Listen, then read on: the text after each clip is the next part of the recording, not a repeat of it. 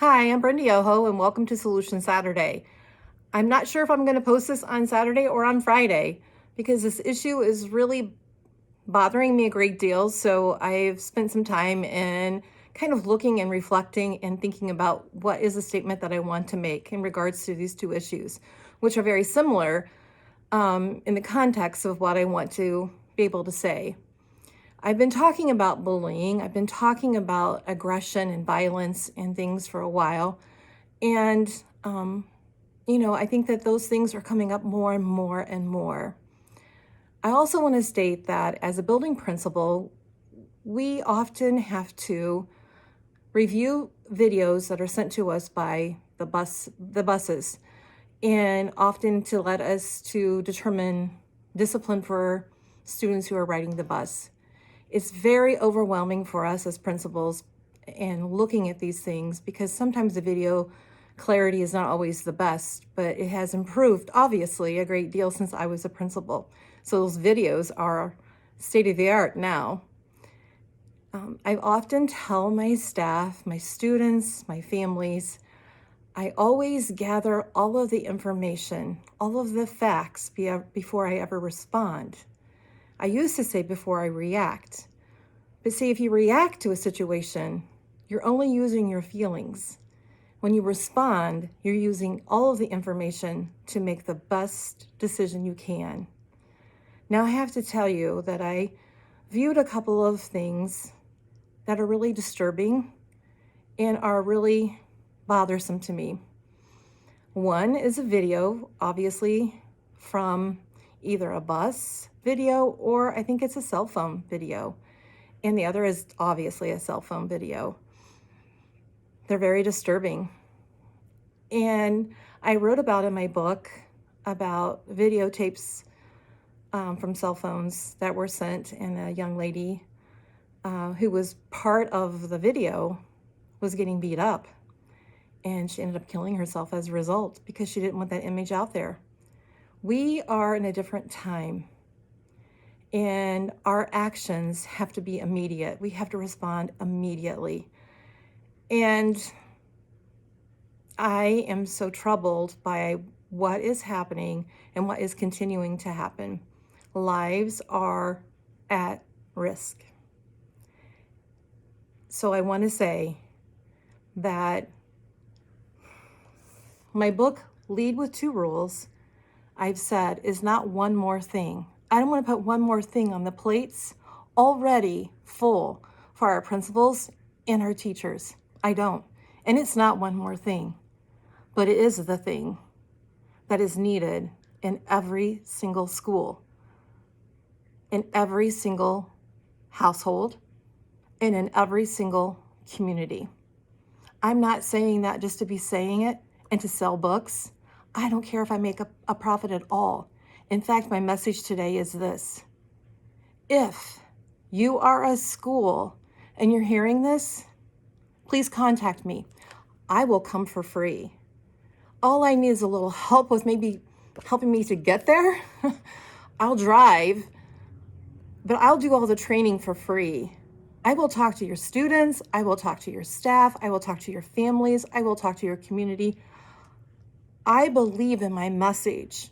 I believe in what we can do to help to end all of these things that we are seeing. I believe that. And I will help you to get a copy of this book. Absolutely, I want these in the hands of people to read them, to understand, and to see the process, and to understand the process of how you can implement it. Let me go back to this. Niles, Michigan. I watched the video of a 6-year-old boy on a bus and a 5th grade girl on a bus. They exchanged some verbal stuff. I see the boy do something, and then I see the girl beat on this young boy uncontrollably. Now, my understanding and reading that there were a couple of adults on the bus driver and another adult. There were lots of students around. It went on too long, but I'm going to stop there. I don't know all of the information around what happened prior to and what happened after. All I know is this. The age difference has to be a huge factor. And there had to have been some kind of indication that there was something going on back there. Before it got to the situation it got to, someone needed to intervene. That's my opinion, my professional opinion. If you have extra people on the bus and you know that there's a problem, station yourself there. Move people around so that someone who is a trigger is somewhere else, so you can make sure that that trigger is not being triggered to explode. Professional opinion. Case number 2. Hazelwood East High School. I watched the video, obviously cell phone, several different groups of people. I see 2 young ladies approach each other, begin a fight. One young lady is down on the ground, the other one gets on top, beats her head against the ground, which is concrete. It looks like a road. That young lady is in the hospital fighting for her life. She has, it's reported, some critical condition and some brain injury. Now, I'm going to tell you, I have a traumatic brain injury. When you have that kind of impact to your head and your brain, your life changes forever. I have nothing but prayers for that young lady, that she recovers, and she recovers speedily, and that she is able to recover and have the ability to have a long-lasting life. I will tell you that I know from experience, the brain takes 5 years to heal and recover. It does. I will tell you that my injuries, right here, it sounds like that she has some similar injuries. I will have to see until I have all of the facts and information. But my injuries affected my memory, some of my executive functions, and my emotions. My injuries were sustained in 2010. I have not been able to cry since 2010. It's true. Can't cry. Now, I have emotions, I think. I can laugh. I know when I'm upset or I feel like I could cry, but to make that, can't do it. So, in this incident, 2 lives are changed forever.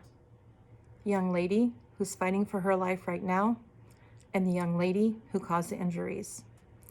Now, my observation from this whole video is this. Lots of people were there. This was a planned event. So my question is this. Did any of these kids that came to this, I think, event that was scheduled, planned in advance, they both showed up, same place, same time, with lots of different people to support them. Did any of them have a trusted adult in the school that they could have went to let them know that this was going to happen? Now, this isn't snitching. This isn't tattletelling. This is problem solving. Because when you are going to engage in an assault on someone or engage in a fist fight that's harm to each other, that's not how you solve a problem. And when you're able to seek out a trusted adult who can help you with problem solving, that's being a solution. Because if you're not, then you're part of the problem, not part of the solution. As adults, we know that we need to find a better solution than to put our hands on someone else. We know that. I would like to know what the problem was they were trying to solve, because I'm sure it's still not solved. I would like to have the opportunity to talk to those kids in that group who chose to show up. What kind of support did they think they were providing? What were they doing to add to being part of a solution? Or do they recognize really they were being part of the problem? This is something we absolutely have to take a stand today, not tomorrow, today. We have a young lady fighting for her life in a hospital. We have another young lady who is facing criminal charges. I don't know if she's going to be charged as an adult or as a juvenile. I don't know. I don't have an opinion on that. I know that many people do. They think they should be put in jail and be there for I don't know how long. I do believe that she should have a consequence for her actions. Absolutely. She needs a consequence. She needs to take responsibility for the actions that she took that day. She knew she was going to a fight to cause harm. Plain and simple. End of story. It's right there on video. You don't have to have a debate about it. Did she show up at a scheduled time? Yep. It's time-stamped on the video. Did she engage in a fight? Yep. Time-stamped. Did she slam the girl's head against the pavement? Yep. Time-stamped. No more proof. She's guilty. My fear is this. It's going to continue. That problem wasn't solved. Other people were there. They're going to continue festering with that whole issue until someone steps in and talks to them about what the problem was and how to solve it. There's going to be another one. Please take my advice. Talk to the children. I don't care how young they are, how old they are. Let's start talking to them about problem solving. Please talk to them about helping others and themselves feel good and valued and feeling safe. It's really that easy. It really is. If you're a school, if you're a family, if you're a community, please reach out to me. My email's out there, but I'll give it to you in this video so you can reach out to me. It's YOHOB as in Brenda, REN @gmail.com. I will be more than happy to talk with your group. I can do a Zoom. I can do whatever you need. I just want to be part of the solution. I really, truly do. And I know that together we can. Thank you.